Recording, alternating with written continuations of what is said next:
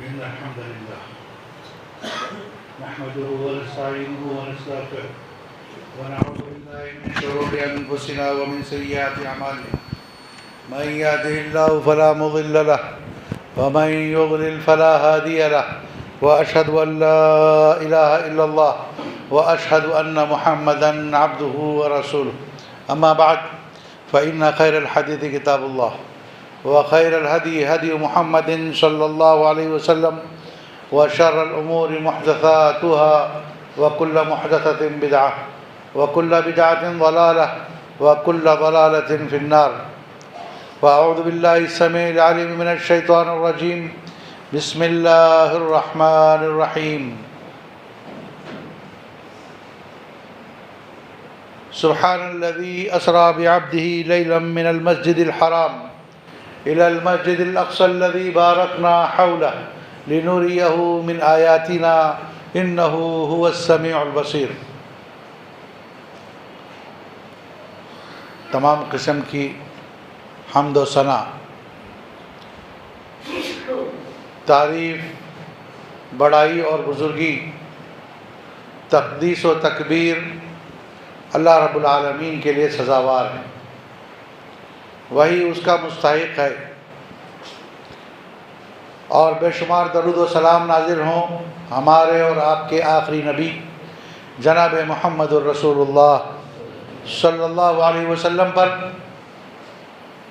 اللہم صلی علی محمد وعلی آل محمد کما صلیت علی ابراہیم وعلی آل ابراہیم انک حمید مجید۔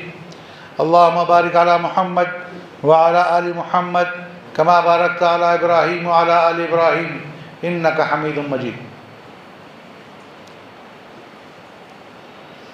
اس مختصر سی حمد و ثنا کے بعد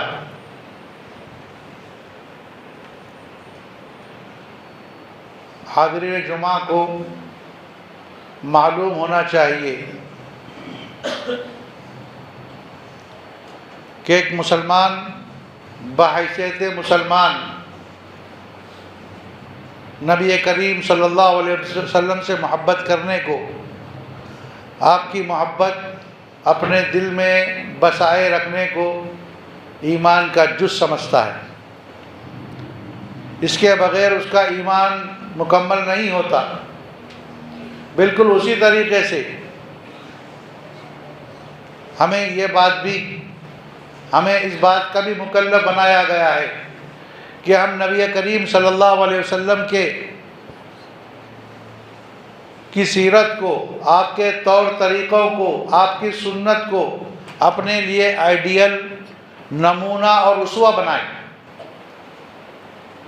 لَقَدْ كَانَ لَكُمْ فِي رَسُولِ اللَّهِ أُسْوَةٌ حَسَنَةٌ۔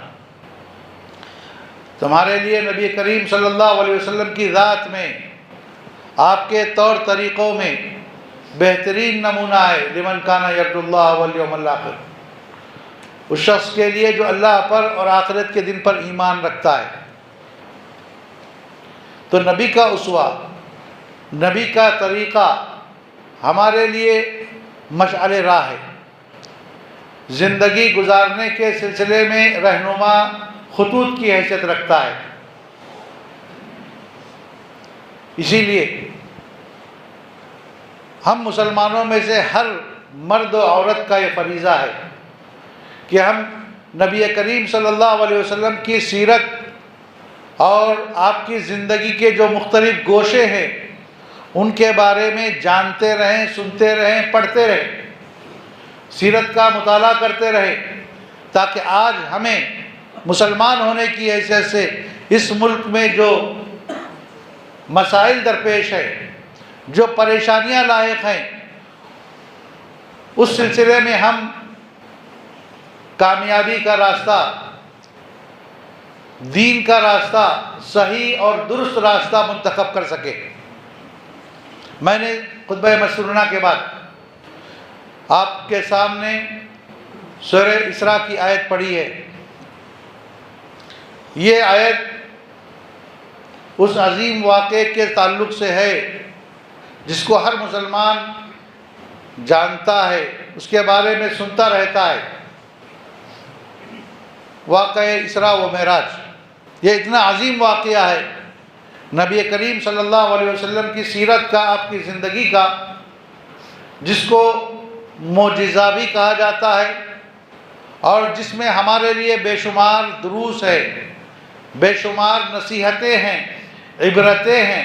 آج ہمارا موضوع اسی تعلق سے ہے کہ اس واقعے میں، واقعہ جہاں اپنی جگہ پر ثابت ہے، صحیح ہے، اس کی تفصیلات ہے، قرآن میں بھی ہے اور احادیث سے بھی ثابت ہے کہ اللہ تبارک و تعالیٰ نے اس واقعے کا تذکرہ قرآن مجید میں 2 جگہوں پر کیا ہے۔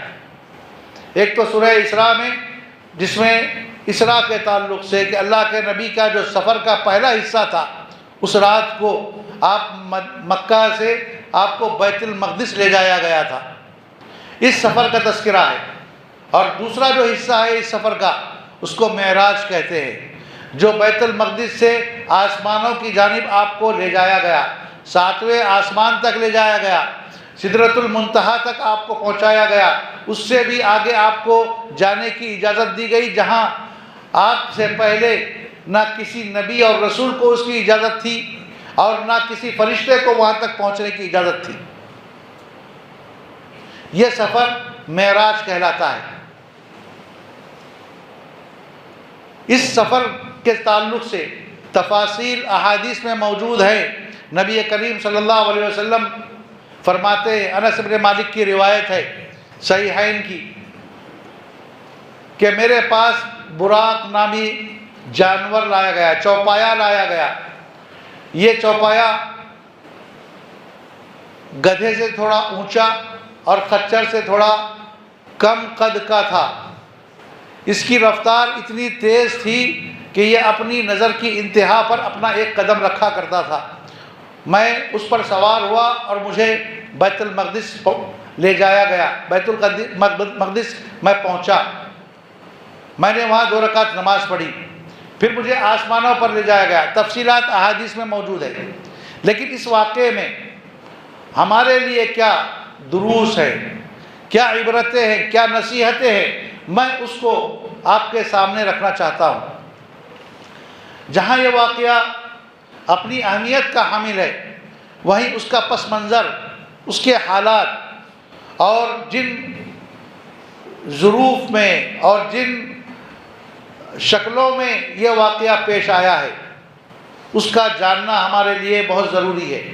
یہیں سے ہمیں بہت ساری نصیحتیں ملتی ہیں، سمجھنے کا موقع ملتا ہے کہ نبی کریم صلی اللہ علیہ وسلم کو جب اس معجزے سے سرفراز کیا گیا، آپ پر اللہ تبارک و تعالیٰ نے یہ انعام کیا کہ خصوصی دعوت پر جبریل علیہ السلام کے ذریعے سے آپ کو آسمانوں پر بلایا، سدرۃ المنتہا تک لے گیا، اس سے آگے آپ گئے، جہاں آپ نے کلموں کے لکھنے کی سرسراہٹ سنی۔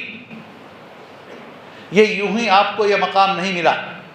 اس مقام کو تک پہنچنے کے لیے نبی کریم صلی اللہ علیہ وسلم نے بڑی قربانیاں دی، بڑا صبر کا مظاہرہ کیا، اللہ کے فیصلوں کے آگے آپ نے سر تسلیم خم کیا۔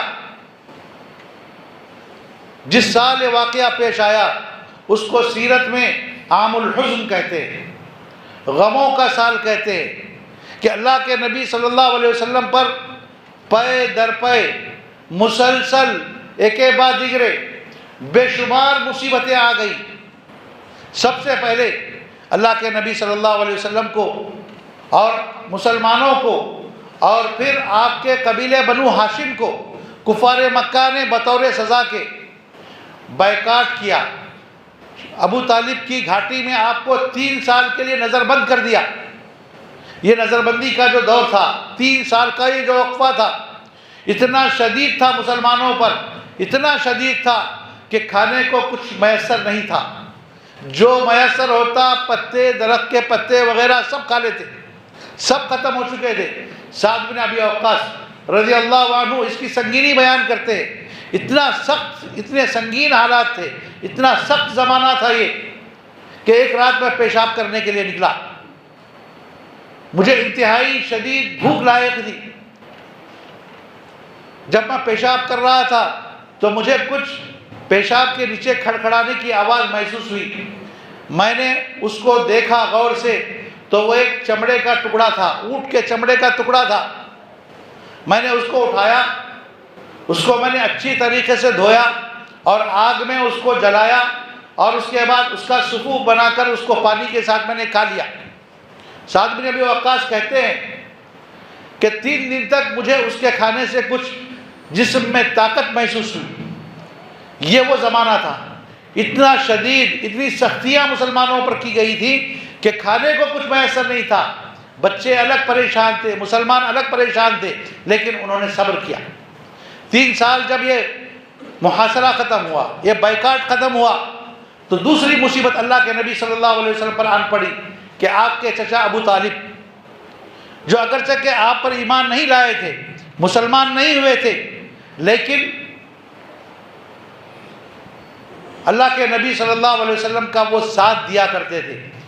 دعوت کے آغاز سے، جب سے آپ نبی بنائے گئے تھے، آپ کے انتقال تک اللہ کے نبی صلی اللہ علیہ وسلم کے پیچھے کھڑے رہے۔ یہی وجہ تھی کہ ابو طالب کے انتقال تک کسی کی ہمت نہیں تھی کہ نبی کریم صلی اللہ علیہ وسلم کی ذات کو کوئی نقصان پہنچا سکے، آپ کو کوئی تکلیف براہ راست دے سکے۔ ہاں، آپ کی دعوت کو تکذیب جھٹلایا کرتے تھے، مخالفت کرتے تھے، لیکن آپ کی ذات کو نقصان پہنچانے کی ہمت ان کے اندر نہیں تھی۔ اسی سال آپ کے چچا کا انتقال ہوا۔ کفار مکہ کی اب جرت اتنی بڑھ گئی کہ وہ نبی کریم صلی اللہ علیہ وسلم کی ذات کے درپے ہو گئے، آپ کو تکلیفیں پہنچانے کے درپے ہو گئے۔ ابو لہب آپ کے پیچھے پڑ گیا، آپ جہاں جاتے آپ کے ساتھ پیچھے پیچھے لگا رہتا، اور لوگوں سے کہتا کہ یہ بیوقوف ہے، یہ پاگل ہے، یہ دیوانہ ہے، اور پھر آپ پر پتھر، کنکریاں اور پتھر مارا کرتا۔ ایک مرتبہ کا واقعہ ہے کہ مکے کے شریر لوگوں میں سے کسی نے آپ کے سر پر مٹی ڈال دی، آپ اسی حالت میں گھر تشریف لے گئے۔ فاطمہ رضی اللہ عنہا نے آپ کے سر کی مٹی دھوئی اور وہ روتی جاتی۔ اللہ کے نبی کہتے کہ اے بیٹی کیوں روتی ہو؟ اللہ تعالیٰ تمہارے باپ کی حفاظت کرنے والا ہے۔ تو اللہ کے رسول صلی اللہ علیہ وسلم خود فرماتے ہیں کہ جب تک ابو طالب زندہ تھے مجھے کفار مکہ نے کوئی تکلیف نہیں پہنچائی، لیکن جب آپ کا انتقال ہو گیا تو یہ اللہ کے نبی کی ذات کے درپے ہو گئے، آپ کو تکلیفیں دینے لگے۔ معاملہ یہیں پر ختم نہیں ہوا، پھر اس کے بعد جب تکلیفیں، مصیبتیں حد سے بڑھ گئی، بہت زیادہ تنگ کیا جانے لگا، تو نبی کریم صلی اللہ علیہ وسلم نے سوچا کہ مکہ چھوڑ کر طائف چلا جائے، شاید طائف کے لوگوں کو کچھ سمجھ آ جائے، کچھ لوگ میری بات مان لیں، اسلام قبول کر لیں۔ آپ طائف تشریف لے گئے اسی امید میں کہ وہاں لوگ آپ کی بات مانیں گے، مسلمان ہو جائیں گے، لیکن طائف والوں نے آپ کا استقبال طعن و تشنیع سے، مخالفت سے، اور آپ کے خلاف گنڈوں کو اور اوباشوں کو لگا کر کیا کہ طائف کے سرداروں نے آپ کے پیچھے طائف کے جو اوباش لڑکے تھے ان کو لگا دیا جو آپ پر پتھر مارتے، یہاں تک کہ آپ کو انہوں نے زخمی کر دیا، آپ کے جسم سے خون بہنے لگا۔ آپ وہاں سے بچتے بچاتے ایک باغ میں جا کر بیٹھے۔ نبی کریم صلی اللہ علیہ وسلم کے الفاظ سنیے، آپ کو کتنی تکلیف پہنچی تھی، آپ کتنا پریشان ہو گئے تھے طائف پہنچ کر۔ آپ کی زبان سے یہ کلمات نکلے، اللہم انی اشکو الیک، اللہم انی اشکو الیک ضعف قوتی وقلت حیلتی وہوانی علی الناس۔ اے اللہ، میں تجھ سے شکایت کرتا ہوں، میرا مسئلہ میں تیرے دربار میں رکھتا ہوں، تیرے سامنے میں اپنا مسئلہ رکھتا ہوں، اور میرا جو غم ہے، اور میری جو بے تدبیری ہے، اور میری جو ناکامی ہے میں تیرے سامنے رکھتا ہوں، میری جو عاجزی ہے میں تیرے سامنے رکھتا ہوں۔ لوگ مجھے جو ذلیل کرنا چاہتے ہیں تو میں اس کو تیرے دربار میں پیش کرتا ہوں۔ نبی کریم صلی اللہ علیہ وسلم کو اتنی تکلیفیں اسی سال، اسی ایک سال میں، ابھی یہ مرحلہ ختم نہیں ہوا، آپ طائف سے واپس مکہ آئے کہ آپ کو آپ کی بیوی حضرت خدیجہ رضی اللہ تعالی عنہ کے انتقال کی خبر ملتی ہے۔ غم ہیں ایک بعد دیگر مسلسل آپ پر ٹوٹتے جا رہے ہیں۔ خدیجہ رضی اللہ عنہ یہ وہ خاتون تھی جنہوں نے نبی کریم صلی اللہ علیہ وسلم کی روز اول سے تائید کی تھی، آپ کے پیچھے کھڑی رہی تھی، آپ کی تائید میں، آپ کی حمایت میں اپنی دولت، اپنا تن من دن سب انہوں نے لگا دیا تھا۔ ایسی خاتون کا انتقال کر جانا، ایسی بیوی کا انتقال کر جانا بذات خود ایک بہت بڑا صدمہ تھا۔ نبی کریم صلی اللہ علیہ وسلم ان تمام مصیبتوں کو، مشکلات کو صبر کے ساتھ برداشت کرتے رہے، یہ اللہ کے فیصلوں کو کے آگے سر تسلیم خم کرتے رہے۔ نتیجہ کیا نکلا؟ اس پر صبر کرنے کا، ان مصیبتوں کو برداشت کرنے کا، اللہ کے لیے، اللہ کی خاطر ان تکلیفوں کو اٹھانے کا نتیجہ اور انعام یہ ملا کہ اللہ تبارک و تعالیٰ نے آپ کو خصوصی دعوت کے ذریعے سے آسمانوں پر بلایا، آپ کی تکریم کی، آپ کی میزبانی کی، آپ کو اللہ تعالیٰ نے اپنا مہمان بنایا۔ یہ انعام اللہ کے نبی صلی اللہ علیہ وسلم کو یوں ہی نہیں ملا۔ آج ہم اپنے معاملات پر، اپنے حالات پر غور کریں، ذرا سی تکلیف ہم کو پہنچتی ہے، اسلام پر عمل کرنے کی وجہ سے، مسلمان ہونے کی وجہ سے تھوڑی سی بھی مصیبت ہم کو ملتی ہے، مشکل سامنے آتی ہے تو ہمارا اسلام ڈگبگانے لگتا ہے، ہمارا ایمان ڈلمل ہو جاتا ہے، ہم سوچنے لگتے ہیں کہ مسلمان ہونے کی وجہ سے تکلیفیں آئی ہیں تو کچھ دوسرا راستہ، کچھ نرمی کی جائے، کچھ چھوڑ دیا جائے، اسلام سے دستبرداری کی جائے۔ ابھی حجاب کا مسئلہ چل رہا ہے، اللہ کا حکم ہے، نبی کا فرمان ہے، نبی کی تعلیم ہے، اب مسئلہ آ گیا، بچیوں کی تعلیم میں رکاوٹ ہے۔ بہت سارے احباب کے ذہن میں اسلام کے اس حکم کے بارے میں تزلزل ہے، شک پیدا ہو گیا ہے کہ بچوں کی تعلیم میں رکاوٹ ہے، کچھ اس کا حل ہونا چاہیے، کچھ ہمیں اس سلسلے میں سوچنا چاہیے۔ ہم کیا سوچتے ہیں؟ ہم اسلام میں تبدیلی کا سوچتے ہیں، اسلامی احکامات کو چھوڑنے کا سوچتے ہیں۔ اللہ کے نبی صلی اللہ علیہ وسلم کا معاملہ اس کے برخلاف تھا۔ آپ اسلام کے لیے سب کچھ چھوڑنے کے لیے تیار ہو جاتے، اسلام کے خاطر سب کچھ قربان کرنے کے لیے تیار ہو جاتے، اپنے دین کی خاطر، اپنا مال، اپنا وطن، اپنی دنیا، سب کچھ چھوڑنے کے لیے وہ تیار ہو جاتے۔ بالکل یہی معاملہ صحابہ کا بھی تھا۔ اسراء و معراج کا یہ واقعہ جب ہوا اور اللہ کے نبی صلی اللہ علیہ وسلم نے آ کر مکے والوں کو اس کی خبر دی، کفار مکہ ہنسنے لگے، مذاق اڑانے لگے، کہنے لگے کہ دیکھو بیت المقدس، شام کا جو علاقہ، سیریا کا جو علاقہ ہے، مکے سے 1 مہینے کی مسافت کا سفر ہے، جانے میں آنے میں 1 مہینہ لگتا ہے۔ یہ نبی کہتے ہیں کہ رات میں گیا اور رات میں آ گیا، مذاق اڑانے لگے اور پہنچے ابو بکر رضی اللہ تعالیٰ عنہ کے پاس، جو آپ کے قریبی ساتھی تھے، آپ کے مددگار تھے، آپ کے ساتھ میں رہتے تھے، آپ پر ایمان لانے والوں میں تھے اور سب سے مضبوط سہارا تھے۔ ان کے پاس پہنچے، کہا ابو بکر اگر کوئی آدمی یہ کہے کہ میں رات میں شام گیا، بیت المقدس گیا اور رات ہی میں واپس آ گیا، کیا تم مان لو گے؟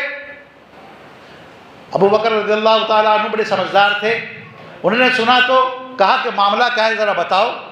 تو کہا کہ محمد کہتے ہیں کہ میں رات میں بیت المقدس گیا تھا اور میں وہاں سے آسمانوں پر گیا تھا اور آسمانوں کی سیر کر کے رات ہی میں واپس مکہ آ گیا۔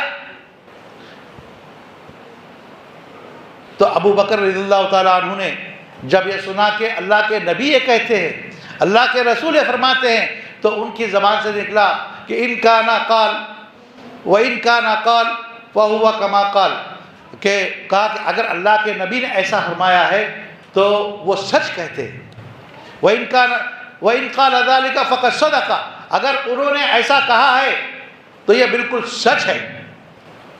ذرا بھی ابو بکر رضی اللہ تعالیٰ عنہ نے نبی کا نام سنا، فوراً کہا کہ اگر انہوں نے کہا ہے تو یہ بالکل سچی بات ہے، 100% صحیح ہے کہ وہ گئے تھے اور آسمانوں پر بھی گئے تھے اور رات ہی میں واپس بھی آئے۔ انہوں نے غور نہیں کیا، تردد نہیں کیا، جھجکا نہیں۔ ایسا ایمان، اتنا مضبوط ایمان ابو بکر رضی اللہ تعالیٰ عنہ کا، فوراً کہا کہ انہوں نے کہا ہے تو بالکل صحیح کہا ہے، اور آگے کہا کہ سنو اے مکے والو، میں تو اس سے بڑی بڑی باتیں ان کی مانتا ہوں۔ وہ کہتے ہیں کہ آسمان سے میرے پاس وحی آتی ہے، آسمان سے میرے پاس خبریں آتی ہے، میں اس کو مانتا ہوں، یہ تمہاری بات ماننے میں کیا مسئلہ ہے؟ اور پھر آگے انہوں نے یہ بھی کہا کہ جو ہے آسمان کی خبریں جب میں مانتا ہوں اور میں یہ کہتا ہوں کہ میرے پاس اللہ کی طرف سے وحی آتی ہے، میں اس کو مانتا ہوں۔ یہی وجہ تھی کہ ابو بکر کا جو ایمان تھا اتنا مضبوط ایمان، تو اللہ تعالیٰ نے، اللہ کے نبی صلی اللہ علیہ وسلم نے انہیں صدیق کے لقب سے نوازا، ان کو صدیق کہا جانے لگا۔ اور ایسے ہی مضبوط ایمان کی ضرورت ہے۔ جب اللہ کا فرمان ہمارے سامنے ہے، رسول کا فرمان ہمارے سامنے ہے، تو یہ دنیا والوں کی اس کے آگے کیا حیثیت ہے؟ ہم دنیا کے منافع، دنیا کے فائدے کیوں دیکھتے ہیں؟ دنیا کے خاطر ہم اپنے ایمان کو، اپنے اسلام کو، اپنی تعلیمات کو، شریعت کی چھوڑنے کے لیے تیار کیوں ہوتے ہیں، یا ایسا کیوں سوچتے ہیں؟ یا ہمارے جو پڑھے لکھے لوگ ہیں اور قوم کے جو سمجھدار لوگ ہیں، قوم کے حل و عقد کے جو ذمہ داران ہیں، ان کو اس جانب سوچنا چاہیے کہ ہمیں ایمان پر، اسلام پر ثابت قدم رہنا چاہیے، مضبوطی سے جمے رہنا چاہیے، اس لیے کہ یہی ہماری دنیا اور آخرت میں کامیابی کا ذریعہ ہے۔ اور یہی طریقہ انبیاء کا تھا، نبی کریم صلی اللہ علیہ وسلم کا تھا، یہی طریقہ صحابہ کا تھا، لہذا وہ کامیاب ہوئے۔ اللہ تعالیٰ نے ان کو سرخروئی عطا کی۔ اگر آج ہم بھی اپنے ان مسائل سے، اپنی مشکلات سے نکلنا چاہتے ہیں، اللہ کی مدد حاصل کرنا چاہتے ہیں، اللہ کا انعام و اکرام چاہتے ہیں، اللہ تعالیٰ کی جانب سے ہم آسانیاں چاہتے ہیں، ان تنگیوں سے نکلنا چاہتے ہیں، تو ہمیں دین پر استقامت، دین پر ثبات، دین پر جماؤ ظاہر کرنا ہوگا، اپنے عمل سے ثابت کرنا ہوگا۔ جب تک ہم ایسا نہیں کریں گے تو یہ ہماری مشکلیں ختم نہیں ہوں گی۔ اسی لیے آج ہمیں غور کرنے کی ضرورت ہے، ہمیں اپنے مسائل سے گھبرانے کی، پریشان ہونے کی ضرورت نہیں ہے، بلکہ مسائل آتے رہیں گے۔ مسائل تو اللہ کے نبی کے زمانے میں بھی آئے تھے، مسلمان ہونے کی وجہ سے اس سے کہیں زیادہ آ گئے تھے۔ اگر وہ کمپرومائز کر لیتے، اگر وہ جھک جاتے، دب جاتے، تو یہ دین آج ہم تک نہیں پہنچتا۔ ہم تک انہی قربانیوں کے نتیجے میں پہنچا ہے۔ انہوں نے قربانیاں دی، وہ جمے رہے، ڈٹے رہے، اور اللہ کے دین کو دوسروں تک پہنچایا۔ آج دین ہم تک پہنچا، اللہ تعالیٰ کا فضل و احسان ہے کہ آج ہم مسلمان ہیں، ورنہ ہماری حیثیت بھی اس قوم کی طرح ہوتی جو گوبر کھاتی ہے، پیشاب پیتی ہے۔ لہذا ہمیں اپنے ایمان، اپنے اسلام کے سلسلے میں غور کرنا چاہیے، اپنی حالت اور اپنی کیفیت میں سدھار لانا چاہیے۔ ہم مسلمان ہیں، مسلمان کسے کہتے ہیں؟ جو اللہ کو مانتا ہے، جو رسول کو مانتا ہے، اس سلسلے میں کوئی کمپرومائز نہیں کرتا۔ اللہ کا فرمان، رسول کا فرمان جب سامنے ہے تو ہم ہر حال میں اس کو مانیں گے، اس کو تسلیم کریں گے۔ اس کو چھوڑنے کا یا اس کو بدلنے کا، اس کا الٹرنیٹ کا ہمارے پاس کوئی تصور نہیں ہے۔ یہ ہمیں سوچنا اور سمجھنا چاہیے۔ اللہ تعالیٰ سے دعا ہے کہ اللہ تبارک و تعالیٰ ہمیں کہنے سے زیادہ اس پر عمل کرنے کی توفیق عطا فرمائے۔ بارک اللہ لنا ولکم فی القرآن العظیم، نفعنی وإیاکم بالآیات والذکر الحکیم، انہ تعالی جواد کریم، ملک بر رؤوف ورب حلیم۔